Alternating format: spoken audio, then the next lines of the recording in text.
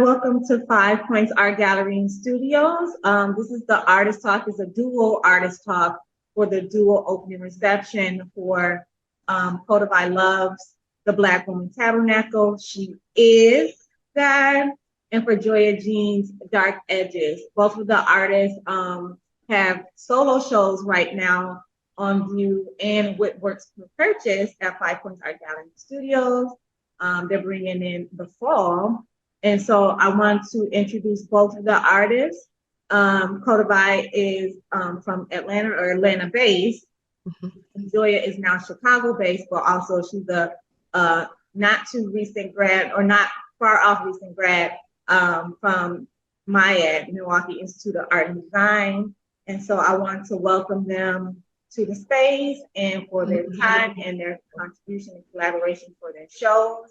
And then I just want to start off, maybe Kottavei, we'll start with you with the concept behind the title and your body of work for the Black Woman Tabernacle. She is God. And then Joy, you can jump in with Dark Edges and tell us about the motivation and even the prep time to get into the exhibition.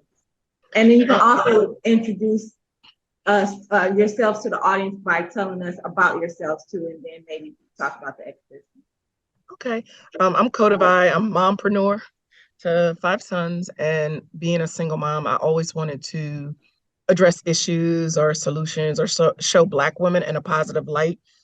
I've been doing these altars that are textile quilts in homage to Black women, elevating them to everyday women to the status of deity.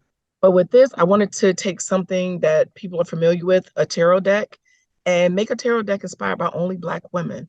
So the show is meant to be interactive, and people select the cards or the artwork pieces that they're drawn to and put them in the spread. So what does this card say about their love life? Or what does this particular piece of work say about, their finances? So it's meant to be a little bit interactive. It is textiles, and it's the 4 books of a tarot card deck plus the major arcana. But typically it's meant to focus on Black women and take like the kings are women in this tarot deck. So really just looking at Black women and having us show up in a way that's positive and for us to be seen. I know it's not common for teens in any of our systems, especially in your traditional card right. that be rendered as women. Right. Have you had any feedback behind that, or? That was intentional. And a lot of, you look at history all the way back to Egypt, there's oftentimes in certain cultures where there was a woman and then she disappears and there's this king's name. Well, typically when you got to a certain status in some societies, king was the highest position. And so instead of leveling her up and saying she's a queen, they would just bump her up to king. So traditionally women have been kings in different historical contexts, going all the way back to Egypt. So I wanted to make sure I honored that and showed that we can be at the highest level that culture names. Yeah. Well, we'll transition now. I think that's a nice transition to Joya's body of work, and you might see some of the pieces behind me. But in her body of work, she reveres usually women, but now she's introducing queens and kings. But Joya, tell us about yourself. Tell us behind what is the concept behind your solo show, your first solo show. Certainly my first solo show. Definitely born and raised in Chicago. And, I grew up in a house of 6 women. And so, kind of being in that atmosphere of a lot of women and, we do each other's hair, we kind of have those moments where we highlight each other as queens, make each other feel good. Because those are those moments that remind each other. It's not normally the guy that's complimenting you. It's that mom or that sister that's making you feel highlighted like a queen. And so like that was very carried through my household.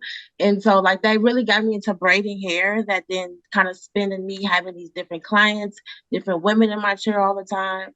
And so like that was really how my concept kind of created, was through the lens of having these different people and women in my chair that, I help remind them that they are a queen, they are a king that is walking around in this world and you're not less than, Mm-hmm. And so those kind of like help push the idea of me also using braided hair as a material and sort of like creating these mirroring images of what a queen and what a king looks like. And it started off, of course, queens. And so, this dark edges kind of spin from the idea of, it would really started back in 21 when I first graduated, and still trying to create this concept, but be in a different atmosphere, being in a different like environment. And that was honestly when I graduated and came home back to Chicago. And that was the moment I also felt like my life kind of lost control and I wasn't in control of my life anymore. A king and a queen is. Mm-hmm. And I felt like I wasn't anymore. And so, I was slowly getting into these little like these clouds of just like anger and upsetness and, stress and depressed and just like a lot of feelings and emotions that kind of took over me while I'm trying to create a solo show, and so like over the time period of making these pieces, of course I was going through a lot of things and feelings that instead of like allowing me to like sit down and write because I couldn't think, I had too much going on in my head. I just decided to let my fingers do all the creating, so it's not like, why did I make it? It's like, what was I feeling when I made it? And it was a lot of just, stress and a lot of things that, I couldn't really channel, but only through my fingers. And so I was channeling a lot of that emotion through my fingers and was making a lot of work. And so with Dark Edges, I did create some men that, because we were talking about queens and, I did make some kings that kind of helped. Because I grew up without a father, having a lot of women in my household, you think what is. You kind of think what direction you're supposed to go with, but, not realizing sometimes having that man's input or, that guy's input helps steer, logical thinking, sometimes. So like, with me, it was, it kind of helped those pockets of just peace, when I feel like I couldn't talk to a female not because they're judgmental, but maybe, I was that guy, that girl that women can lean on versus me being that girl that can lean on other girls, and I just so happened to be able to lean on my guys, not my girls too much out here in Chicago. So yes. This is not a plug for the gallery, or it can be a plug. Some people like plug for the gallery, plug for the gallery. But I wanted to say how I met Joya, and because people always ask me, how do you meet these artists and da da da da, and sometimes it's just like kismet, which is fate. Joya was at art school at Mayette, and this is about 3+ years ago now. And she just popped up on my doorstep under duress. And I'm like, who are you? And how did you find me? She's like, the bubbly self, oh my God, I'm going through this at school. And I was like, and then she brought some work. And I was like, okay.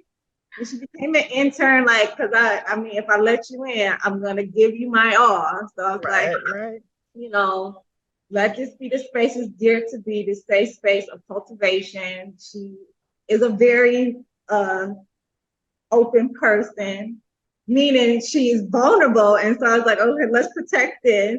And so I just brought her around and taught her what I knew and could experience as an artist and now, a business operator at home in the gallery, and, use that with partnering her with other artists. And then there was another intern, so to create relationships. She brought me in like, okay, you look at my senior thesis. And I'm like, oh, okay, I didn't go to art school, so I'll see. And then that's when she showed me the crown. She had a crown. She had a mix of work. There's a crown. And I was like, that's it. That's your lane. You need to keep cultivating. And I would check in on her. But that's how I met Joya. And then the work grew because then she participated in the Galleries of America exhibition right after she graduated. And so I think you saw all your pieces, if not almost all the pieces in the show. And then the triennial came last year and used Madison Museum of Contemporary Art. But I just wanted to highlight like how just like organic and not plan a relationship and the situation started. And then Kottavei I met through a friend who used to teach me tennis in Milwaukee when I was a child. Oh, wow. This friend had moved to Atlanta, and she knows about the gallery. She actually hadn't even been to that, but she heard about it, and it keeps track of the email distribution. She was like, "Oh my God, I met this artist. I'm at the show. Beautiful. You need to reach out to her." I gave her your contact number already. And then I reached out, saw the work, and I was like, "Oh my goodness." And it was the quilts that you were talking about. Yeah. Huge installation quilts. And you never know how, again, like if there's going to be some synergies, chemistry. Right. Artists have every personality under the sun. Ooh. Yes. Again, like it just meshed real quick. And I'm like, would you be interested in showing? And you showed in This Is America for this year. And then I was the solo show. And that was a year ago that we spoke and met. Yeah. But I just wanted to highlight our meetings because people always ask me, how do you go find? And it's just like referrals, some pop in on my door. And it's just like I used to travel more. Starting to travel again to meet artists as an artist, a practicing artist, and I would see and meet these artists. I'm like, oh my goodness! And then why are you not in these galleries, or why are you not in this museum? And that's how this space came about, like giving us a like legit platform with more inspirational and unique work that I wasn't seeing in what's considered a more traditional art space. And I love your art space. I love that space. It's amazing there. Like being in Chicago, definitely when I come to Milwaukee, it's like I get recharged the moment I walk in. I recharged of all this energy and artistic flow. I love it. You are always welcome. And you too, Kottavei. Thank you. I'm gonna put you on blast a little bit because you came last week for opening. You were talking about this cool drink of water that you met in transit. I don't know, seriously. I wanted to know. Now, I mean, this is way off art base, and we'll get back to that. But it's art. It's those things that inspire you. No, for real. And you had a date lined up when you got back, so we want to. So we put it off until this weekend, but you know, I travel a lot like you because I'm inspired by my travels, and sometimes it's the people I meet. And just met this amazing person standing in line at the airport. It was just like, what? And we still talk, and we're still going out this weekend or whatever. But it's interesting. You never know, like the people you meet. I believe everybody you encounter, the people you bump into change you. All the people we met at the gallery when I was there and talking to them and, hey, do you know this person? Oh, wait, well, what about this person? Well, did you see this? And sharing that information, it changes you as a person and as a creative. All of that comes in. So when I meet people when I travel, when I met somebody in Morocco, I'm always meeting people, particularly men. But it's nice though, because you bring that energy in, or I fully believe one of my whole life philosophies is if it comes, let it. If it goes, let it. That's people, places, things, and circumstances. So yeah, I don't hold too tightly to anything. And you learn to just let go, let things come in. I just saw this other thing the other day. It says, because fall's coming up, hopefully, because it's been hot. It says the trees are about to show us how lovely it is to let go of things. I was like, oh, I like that. So doing that. But yeah, he's still on deck. He's on the team. Checking in on her. It was our first encounter. You like, this is what, and I was like, what? How y'all meet? And then you told me what you said. I was like, oh, you got game. Like, yes. I was like, oh, I was like, okay, I wanted to know. It was so exciting. Like, it was, and so organic that I was like, okay, thank you, universe. I'm an artist, and I've been parented. I'm ready to be partnered, because when I'm partnered, I know a lot of artists. A lot of artists thrive off angst and sadness and depression. I don't. I thrive off of love and peace. And so, feeling that energy just has my energy elevated right now. And I've been just at home creating, purging, but creating and working on some other things. So Yeah, you know, you never know if you're gonna meet Mr. Maybe in the airport. Right. I'm enjoying then what Kottavei just said, because I know your work is kind of emotionally documenting like that transition back home and Yeah. happiness. And then I know you're going through some friendship, relationship transition right now. And so I think that would be like keeping what Kottavei said in mind, like, you know, sometimes there's a season for places and things, and they can circle back when it's right, or sometimes you learn like it's gone, and cherish that for what it is. Yeah. So back to art. Talk about, you have almost 80 pieces in your exhibition, and then Joya, you have over 20 pieces, and mostly new pieces in your exhibition. How long did it take you to, you know, generate your work? What's your process like to get ready for the show? I think, Joy, we talked about this a little bit, kind of like, I have an idea. I don't sketch a lot in my sketchbooks. I document like a thought, a notion, I write it down so it can jog my memory. And I just sit down and work. I have other things in life. And so I just decided that if I'm going to give a job and my children and everybody else a certain amount of time, I give that amount of time to myself. So every day I gift myself some time. And I do a little bit every day, and eventually that gets you to the point where you want to be. So to do all of those, it was just a little bit every day until I got to where I wanted it to be. And even getting there, like, you know, this needs some color. We were talking this need, and adding there. So I don't think art ever truly is finished for artists. You just stop. You just pull up like done. Right. And one of the things with these pieces, they do have open and empty spaces. And it was intentional. The way the brain works, both my parents are scientists, the way the brain works, when you don't give everything, your mind fills in things. And so the reality of looking at that show is everybody that looks at my pieces, they're going to see something different. They're going to see the same part in something different because their mind is going to create other things in the empty spaces. And people don't think about that. My dad and I have conversations about how art, science, art, science, spirituality are intrinsically linked. It's the world that separates them, but they're not separate. They're very much together. So the interactive nature of my work allows people to become part of the work itself. And I think I like that about what I do. Yeah. Yeah. Just, you know, just really talking about how you were, don't sketch, don't draw, don't pre-plan. I don't do any of that. It's like pressure. Like, I think maybe that kind of stems from the idea of like, you know, when you kind of plan things and it doesn't work out, it kind of sucks, you know.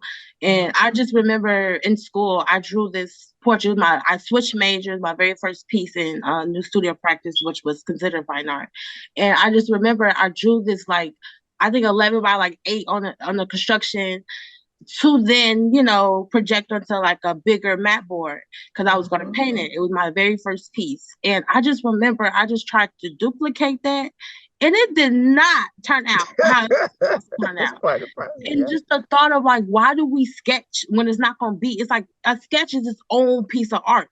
Because the moment you transfer that to something bigger, it's just like, okay, well, that's another piece of art, you know?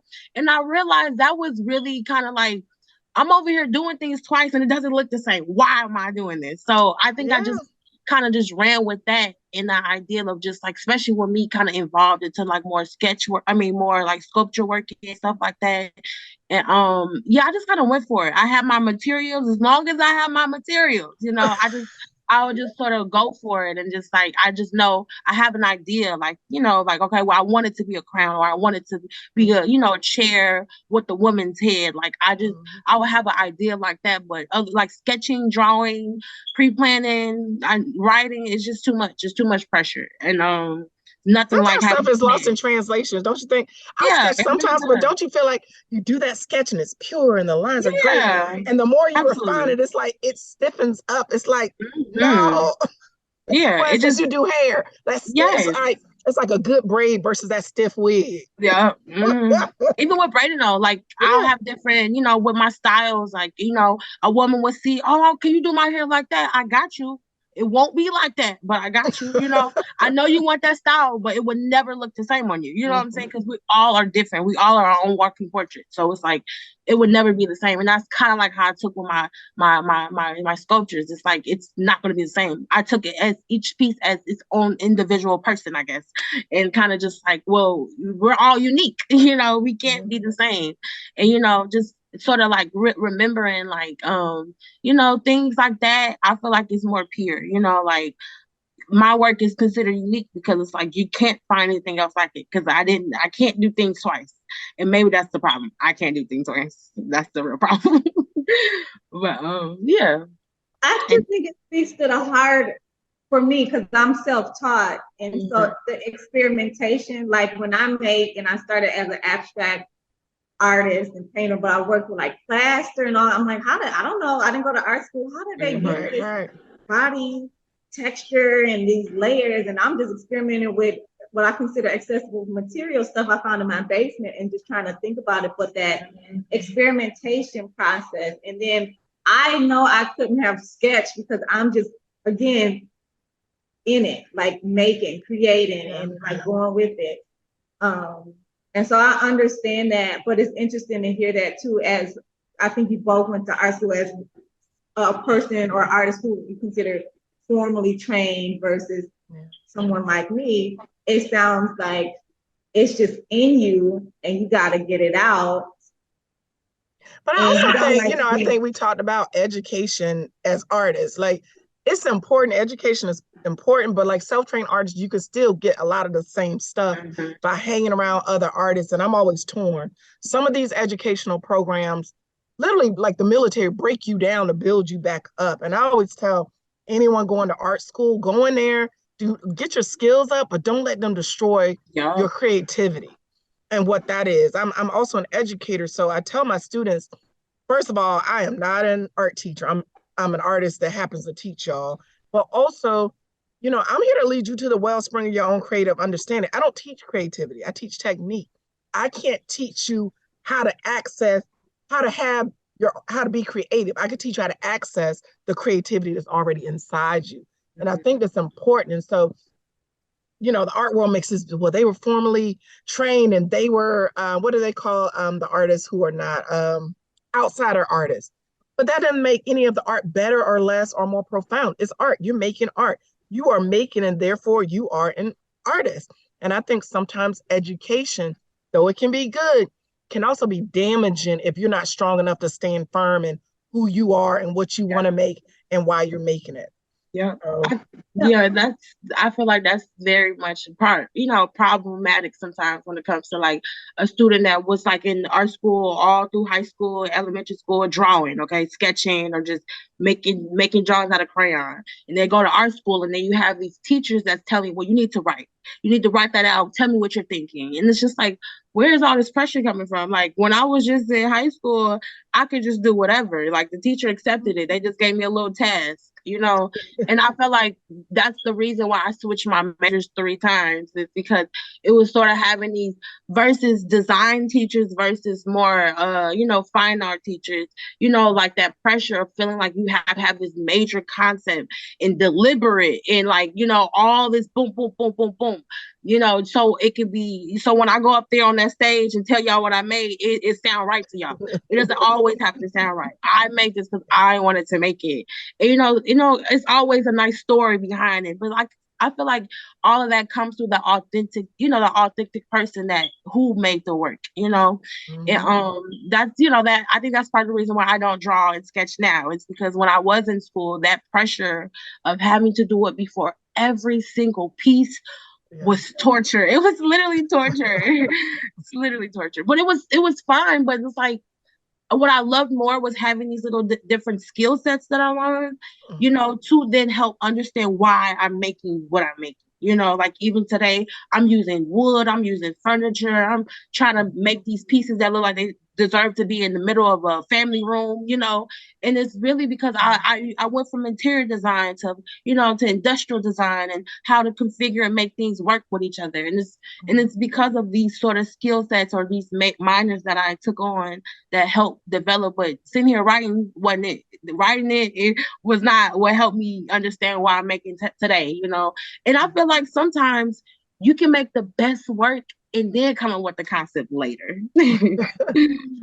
And that was going to be one of my questions, but I also was going to piggyback off what you were talking about in the academic environment, because I get asked to speak to some college course classes and critique. And my first thing I'm saying, I'm self-taught.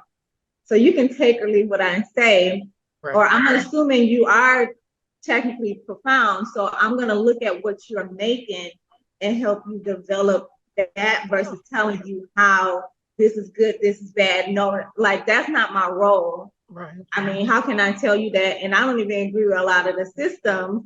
And so what are you really trying to, are you playing it safe to get this assignment done and you don't care about it? Because I took one art class in college and I hated it. And I'm just making stuff. And she's like, oh, I love this. And the other one that I like, she's like, ugh. And so she's like, what difference does it make?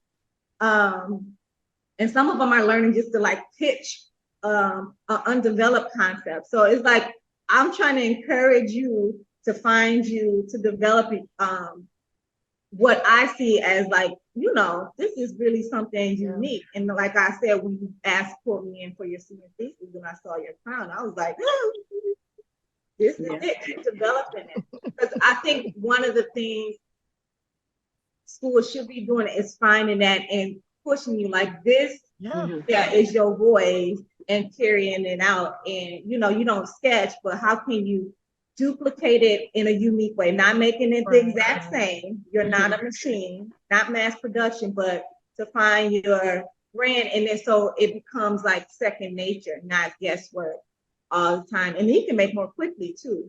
And so what you kind of answer this for yourself, but what usually comes first, the concept or the work? And then how long your work is done too. My work is never done. I just stop. It's never done. I think it just gets to a point where you're like, okay, enough. And my work talks to me, and I'm gonna put something to work. Be like, nope. But I just want to no. The work kind of signals me like, listen, I'm gonna need you to just pull up. I don't think there's a lot of artists. You get to a point where you just stop doing the work, and you don't. You stop. Like it's never truly finished, but you just kind of. For me, I just stop. Like, okay, I'm going to stop. I'm going to move on to the next thing. And there are pieces I've been working on for years that I'll come back and I'll circle around. And we're like, let me go back and work on this. I have an oil painting the size of a door I've been working on for 8 or 9 years now. I don't know when it's going to be finished, whenever I get all the oil paint that goes on it. I was like, this is expensive. So, and it doesn't want me to work on her. So, I don't know. So, I mean, sometimes I just stop. When the paper's finished. How you work is done or not? Yeah, I just stopped too. I think it's because I'm very more. I like collages. I like layers. I like clutter. I like all that. I like designs and patterns on top of each other.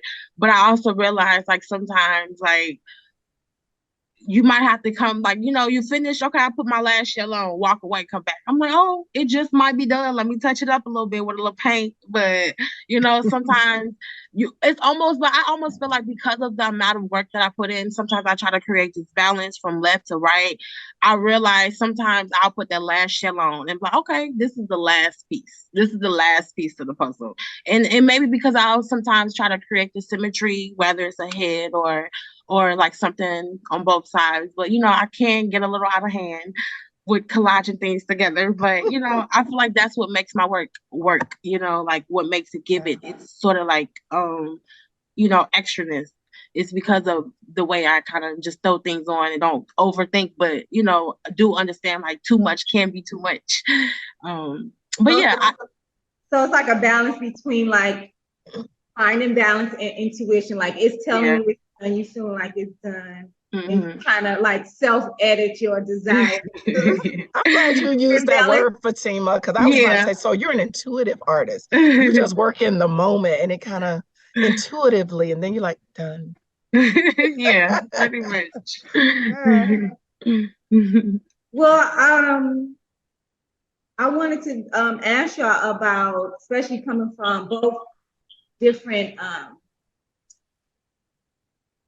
vantage points from the academic and in social environment with your works.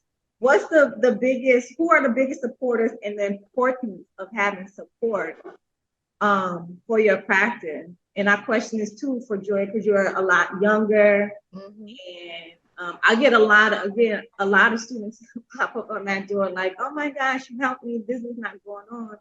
And I know there is like language and cultural barriers in these academic environments. Oh yeah. Are they getting your work?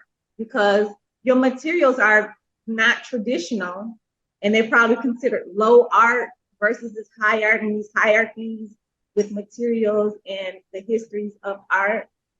And so I just want y'all to state for yourselves who are your biggest supporters. You can shout them out, and the importance of having support in getting this work done, or just in general for you to keep persevering through your practice. Definitely my sons. They're like, oh, okay. Oh, you've been acting like off all week. You need to go to your art studio because you're getting on our nerves. Because I get to the point where I'm not able to make after so long. I'm hard to live with. So they're like, oh, we got dinner. Go ahead. Go to your girl. And also my dad has been, every time I talk about him, I don't know why I get full, has always been my biggest support with my art. He still has pieces I did in elementary school hanging up in his office right now. And my first poetry book I wrote was erotic. And he got up and he's a pastor and a scientist. He got up in front of his church like, y'all, my baby wrote this book and it's extra, but y'all buy it. You know, even though him and my mom didn't always get who I was creatively and artistically, they always gave me the space to be who I was. I went to a college for high school, North Carolina School of the Arts, and I graduated from there. So actually snuck and applied. And then I had to go for my interview. My dad said, I'm taking you where? And he got up there. This was in the 90s. He saw the blue hair and different alternative lifestyles. And he was like, I don't know. But my drawing teacher during that period, who is why I went to the college I went to, said, this is her tribe. You have to let her come here. And I got a full scholarship there. And he let me go. He didn't understand it, but he supported me in that way. Like, I don't get it. It's not for me, but it's for her. And she needs it. So, and that art teacher passed away a few years ago. I went to the college I went to because of him. He went to Virginia Commonwealth University. I only applied to one college because I was going there, because I admired him as an artist and a creative so much that I made a choice to follow in a path he went on. So all of those people have kind of made me who I am right now. And then meeting people like you two, everybody I meet changes me. Yeah. So this level of support, just being able to talk to other creatives, is support. It's like, well, let me get back in my studio and rethink some of this stuff. It's all important. Yes, I agree. I feel like since the beginning of time, even when I just remember being a kid, my mom would buy me like these random bracelet sets and these clay sets, and for Christmas, just random artistic things that I could just figure out what's my gym. Like, just making things using my hands creatively. And like, every single time she'll find something. She just knew I had an artist drive in me. She didn't know how. And I remember her talking to my first ever art teacher, Miss Rollins. And Miss Rollins, I remember at a parent teacher conference, she was like, oh my God, your daughter is amazing. I don't know what, but no matter what, keep telling her to draw, keep telling her to make art, because there's something in her. And then enough, 8th grade year, I'm going to high school, and yet she introduced me to my high school art teacher, and they pushing me to be in art class. Mind you, you only really can take 2 art classes in high school. And so, I took it freshman year. And then he ended up leaving. So my art teacher for senior year was somebody completely different. But he was like, Joya, have you ever thought about being an art teacher? I was like, no, I don't like kids that much. But, I do have a family full of teachers in my, family full of teachers in my, in my family and stuff, full of educators in my family. And so maybe one day. And then, all of them made letter recommendations for college. And I was just so grateful, just having these teachers that still supported me. And ever since that day, I feel like just the entire time I was in college, I didn't really like nobody besides my fabrication teacher and then Fatima. Like honestly, I didn't like nobody but my fabrication teacher. Oh, and my wood teacher, my wood cutting teacher. She was pretty cool. But yeah, after that, I just feel like, Fatima, you really kind of helped, kind of took me underneath your wing, even like the little things or the big things, or just whether it's like more art, artist things or physical or just like business wise. I just feel like you were trying to, no matter what, how big or how small, you were trying to help me get that knowledge. And I just love you because you still looked at me as like a student. She still has things that she can gain and I just love that you know that, and I really appreciate that, But it doesn't change when you get older, Joya. I want to address that because we're all students of the world as artists. I'm going to learn into the day I'm not on this plane anymore. I love and that. everybody I meet is a teacher because I'm a perpetual student of the world. And I move through the world like that. So you still gonna be learning. You just getting started. And I'm eyeball deep in it, but I'm still in it. I'm in it with you. We all still learning as we go along. Yes. Yeah, I second. I was gonna say I'm constantly learning, and I feel like when you feel like it's dead and you don't have anything else to learn, it's like death, which I know is inevitable. But it's like you're not gonna evolve, and things are constantly changing. Yeah. I appreciate like elders because of the experience, and I appreciate people like you or younger because of the freshness of ideas and like the fearlessness that can taper down. With age, sometimes you want to feel more secure and take less risk. They consider me like the most risky person you'll ever find. But I value all that whole spectrum. I'm learning from everyone. That's how I get balanced too. And so I'm always learning. Just like Kottavei, I travel a lot. I met so many people I could have not planned to meet. Right. And the inspiration that they have given me. And so I'm like paying it forward and backward when I can. And so that's how I go about living in general. But yeah, if I read you as pure heart, I'm like giving you everything too. So yeah, the learning never stops, the evolution never stops. So you'll appreciate it more. Like, okay, it is what it is. Like, oh, look what I learned today, or who I met. Yes, I love that. Inspire this, like, oh, I'm gonna try this now based on a conversation or something. Yeah. And I think I do get inspiration from like just a simple conversation, somebody, or just, pictures that people send me. I do get inspiration. And I think also, I feel like my clients are my biggest, like, random support systems because, yes, I put a lot of my work on my wall, and which would be considered my studio where I sleep and where I also work. And so, all these people would be in my different space and they would just get consumed by the energy and what I made. And I feel like part of them will be compelled to just say something about my work, whether it's positive or negative. And I also take those as like, many critiques.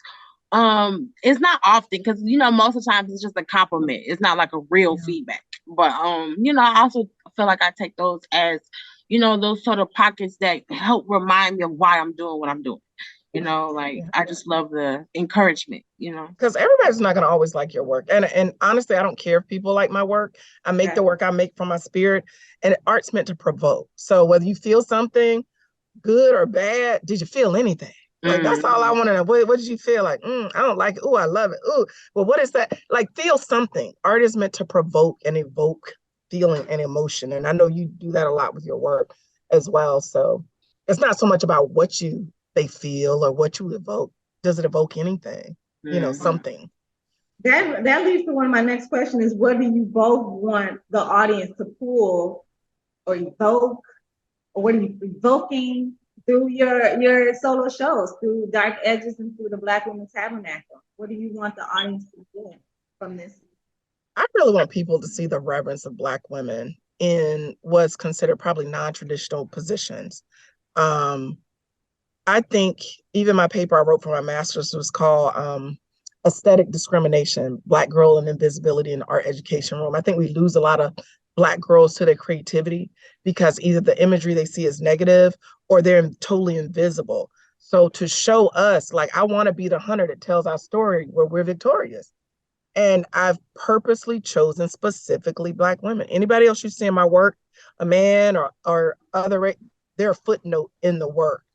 I want people to come in and look and say, yes, she drew this woman blue, but she's still a Black woman. Look at her. Look at her features. Look at those moments. I can attach her Blackness to this somewhere. And honor and pay homage to the fact that we are valuable in the society and should show up in spaces that support us. Yeah. People, I feel like being a Black woman raised by all Black women, I feel like that was like the main thing, was trying to highlight us like we're valuable. Like we are queens, walking queens, no matter what, in any space, and you got to take your time to acknowledge because that, I think that was really kind of like inspired most of the ideal of just creating, because it was nothing but women that was encouraging me, really, that it was like drawing the women in my family that was artists. It was no men, and so like just sort of seeing how much power and much and the dynamics that women can bring to the to whatever was very like, wow, like I think that's what kind of spin the idea of like deities or God, and just making us feel like we are on top, we created life, like y'all need to respect us, That's why she is God. Like all life came through us. And you can get into talking about the Eve gene and all of that, but you're right. Yeah. All life, every life that's human came through this. So yeah. I'm putting my hands on that. It was for my family reunion in Detroit. It was like the J. Wright Museum, something like that in Detroit. And my auntie was a artist growing up, and I had no idea for her. I didn't knew how strong she was. Her name was Modell Stovall, and she was an artist in Detroit. And she decided to have our family reunion in a museum that paid tribute to Black creative, Black inventors, Black everything. It was literally a museum that talked about the first Black woman giving birth to Obama and president, and I just thought that, just imagine all that history. You can't, it's just like, you can't really imagine none of it, because it's just like, where do you begin? And it was just, it was just seeing how all this happened through a Black woman, really made me feel like, and then the matriarch of my family is a Black woman, and she's like 96 now. And it's just like amazing to see, and so I just, all these sort of moments in my life help really just like inspire, like just my thinking, and just why this subject is so important to me, right. as this Black woman. And no matter what, I feel like even as much as I evolve, I feel like still trying to find this femininity in my work is going to be what it has to be, I think so for me, the importance of art production and collection or buying art is what you said, that documentation of our existence, of our history, and the preservation, because a lot of it gets erased, or the story gets perverse and converted to something that's not true, or a lot of us think like white people invented art. We had no place in the invention. And like, oh, that's some white people do. And I'm like, no, it's not true. A lot of it is stolen concept and processing and aesthetics. And so I'm speaking to two things. I have the question, what's the importance of your making and buying art, if you buy art in spaces like this or other, Black spaces? And I also want to, because Joya mentioned like her clients being her support system, but the feedback is not the same. And I'm like, the feedback is still valid, because those are valid buyers. Like, that's your feedback. You might be looking for something more critical and academic, but no, that's your feedback. Right there, like, oh, that's good. And when they keep getting exposed to it and seeing you make it more, they like, it's staying in their mind. They might be trying to work up like, how am I gonna get this? Yeah. Right. Right. And maybe it's not even presented as for sale to them, and they might be too shy, but that's your feedback, that's your support. And that's how I started selling work. It was to people I knew first, like, oh, you made this, and then getting commissions and what have you.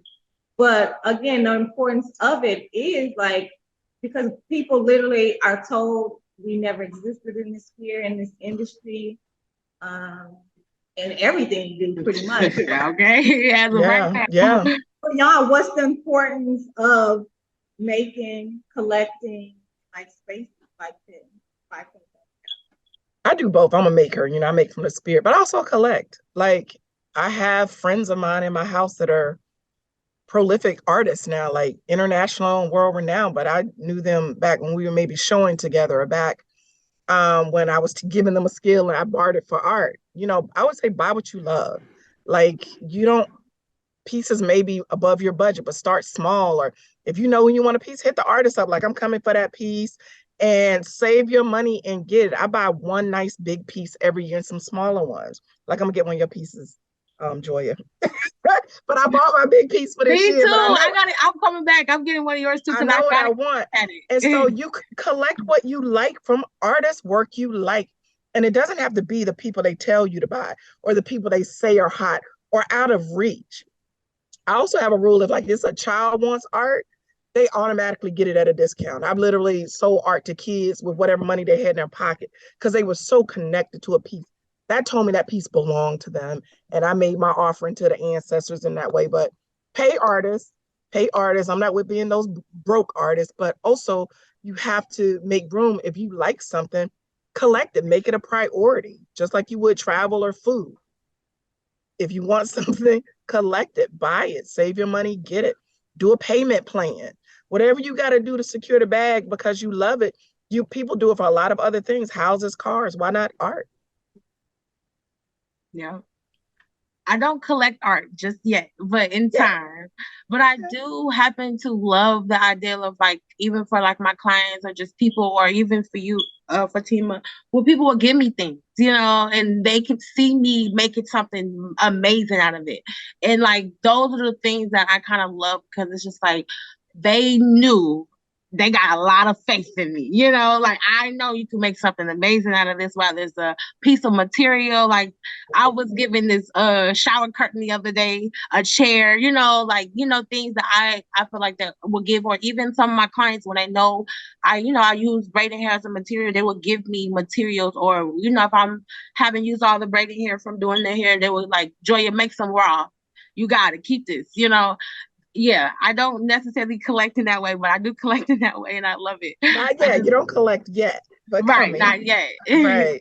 But I feel like my work speaks for itself in its own little, in its own little stance. And I feel like what I'm what I like the most is when a woman is showing my work off, or is being a curator of my work. And I don't know why, but for some reason I just want to scream. Like, it's not going to be the same when a guy does it, and I don't know why, but it's literally when a woman sees my work and they want to just like, Joya, please, like, it just, But it's the same thing like when a it's like, guy's you guys like, are oh, you my look, family, yeah, it's just, when a guy say you look great in them jeans, you're like, oh, you like all the jeans. But when a girl say it, because she's in the same voice yeah, will tell you them jeans are trash. So you yeah. trust it. You It's trust trusting, it. yes. It's literally trusting and having that feeling. But I just love making, I make work with passion, really good passion and love. And I just want that to be reflected through my work.